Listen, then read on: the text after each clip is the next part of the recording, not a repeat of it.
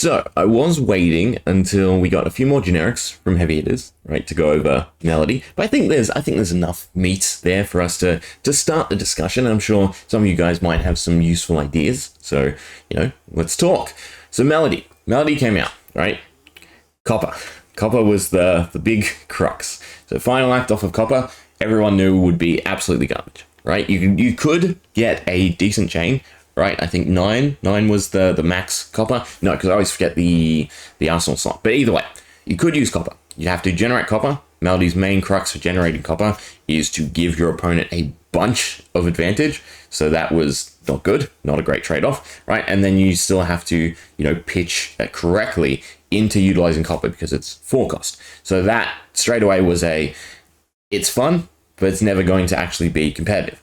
Then we dropped it down to silver. So through cards like pick a card and the most important, cash out, we now got silver. Now silver in itself was also not fantastic, right? But is definitely workable. The main issue with silver is it puts us in blue. So in order to use silver effectively, it costs 3, we have to have predominantly blue cards. If we don't have blue cards, we can't really keep the chain going. If we run out of the chain, well, that can really mess up the combo because we're still, we're looking for combo pieces in Blitz. Blitz is fairly quick already, 3-4 turns, and altogether we need to be able to draw through our deck effectively, find the combo pieces, and get it off, which means that, again, we can't take the risk of running reds, of running too many yellows. We have to be in predominantly blue so that we can cash in the silver and use final act. Now, what about heavy hitters? The big thing with heavy hitters that gets me so excited is gold. So the fact that gold is going to be a lot more prevalent is huge for Melody. Where's the token? There it is, right?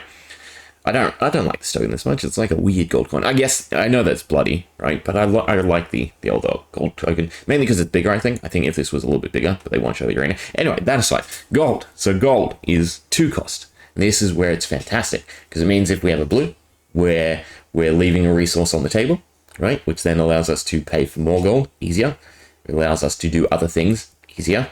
And if we're in yellow, it's neutral. If it's in red, well, now we can use those blues to balance out the red. So this means that in terms of deck building for Melody, right, we're not stuck with predominantly blue. We're probably going to be middle ground yellow, but now for blues that we can also take reds. Or we could probably just get away with a more aggressive style of deck and predominantly run reds and yellows and still make it work in terms of the gold, because we can use gold for cash in significantly better than wasting 2 silver, right? And that will get us positive draw. Any of the floating resources can then go into some of our other draw cards to try and make them neutral, or in some cases, positive draw, right? If we combo Tome with the boots, Make Master Boots, right? We can turn that into a positive draw. It just opens up so many doors, the simple prospect that we will have more than 1 gold token. Now, I know you can get gold token through, the Imperial Ledger? Is that the correct card? Either way, right? You can get gold of that. That is extremely slow, right? 1 turn to set up, 1 turn to use. It is not worth taking. But what is worth taking, right, is probably going to be starting stake, definitely.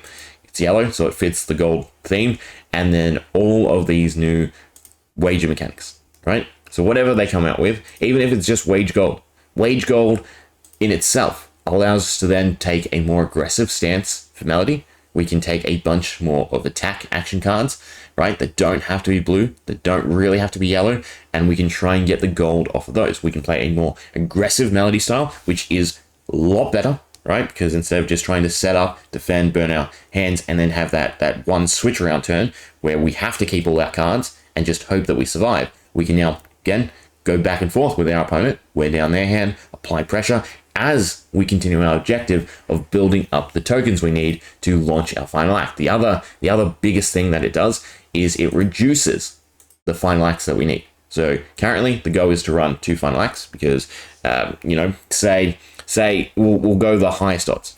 Say each opponent's equipment piece is worth 1 on average, right? So that's 4 block there. And then in their hand, they're all 3 block cards, okay? So that's now 16 plus their 20 life pool, meaning we have to do 36 damage to be safe, right? If we do 36 damage, it's a guaranteed OTK. That's my perspective. Again, the odds on that are, a bit negotiable. Again, not all equipment pieces have block. Not all cards in their hand will have 3 block or actually be usable for blocking. But safe number, 36. 36 off of one final act is kind of impossible. It is doable, not in Blitz. Classic Constructed, maybe, but then, we get to the 40 HP total. So the way around that is 2 final acts. 2 final acts is not that good, because now we have to add a third card to the mix, right? Art of War, Fleetfoot Sandals, as a way to be able to play the final acts into one another. So that means that instead of just looking for 1 card, final act, and having our tokens on board, we now have to look for 3 cards in the correct order so that we can draw through and then play them, okay? So that, again, bogs down the deck because it reduces our consistency of being able to pull the combo off. If we cut that down to 2 cards, if we cut it down to 1 card, significantly better.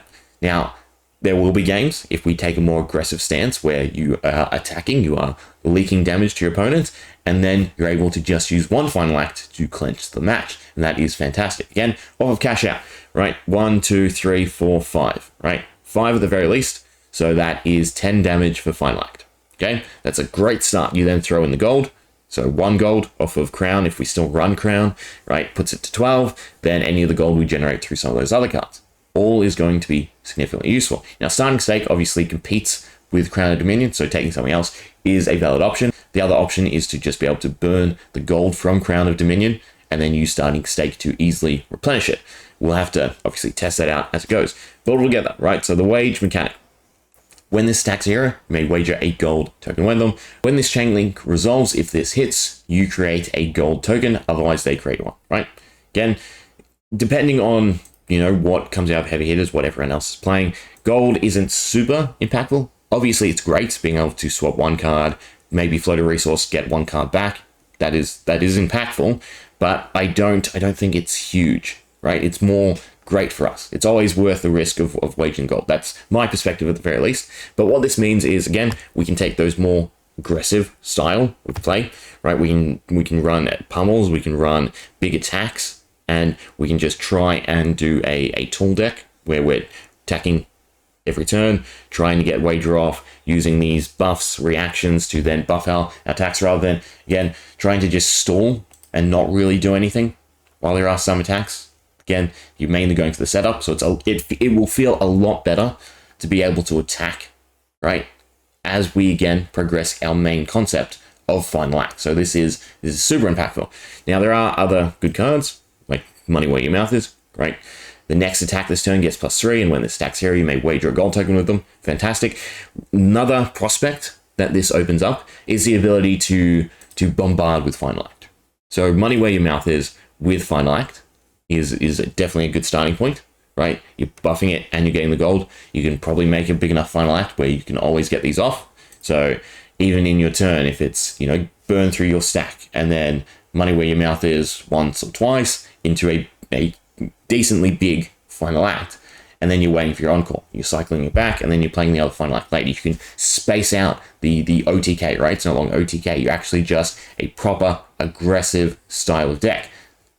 And again, we haven't even seen all the generics, so there is a decent chance. I'm still really hoping for a one-handed weapon, right? Because if we have an accessible one-handed weapon, we can either take the Bloodied Oval or we can take the Arcane Lantern, and now we have 1 extra card that we can then cash out for silver, which is just fantastic. Now, I would probably assume, so Starting Stake is a Majestic. Just seems like a Majestic, okay? But then that still leaves a decent chunk of them. And, say 1/3 is Clash, 1/3 is something, and then 1/3 is more wager stuff. That's fantastic. Okay, we still have all the generics. Again, just seems like gold is the fun, flavorful thing to do. So there's definitely going to be some pack filler generics that are definitely just going to slot right in to the Melody deck. And then the tokens in themselves will also be great, right? Agility then allows us to, chain Final Act into something else, which could be great because Final Act is such a cheap card. It's only 1 cost, easy enough to do if we take the right chest slot.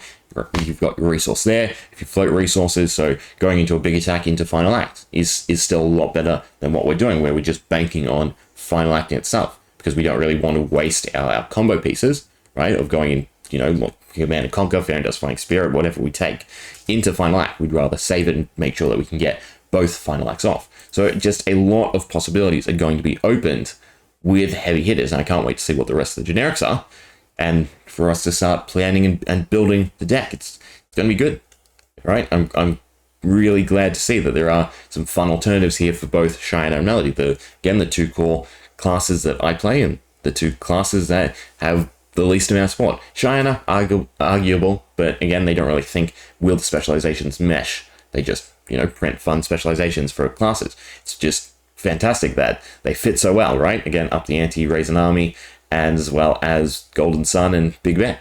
Great cards to combo with one another. Anyway, we'll leave it there, wait for the generics, and then we'll talk a bit more about Melody. Hope you enjoy. See ya.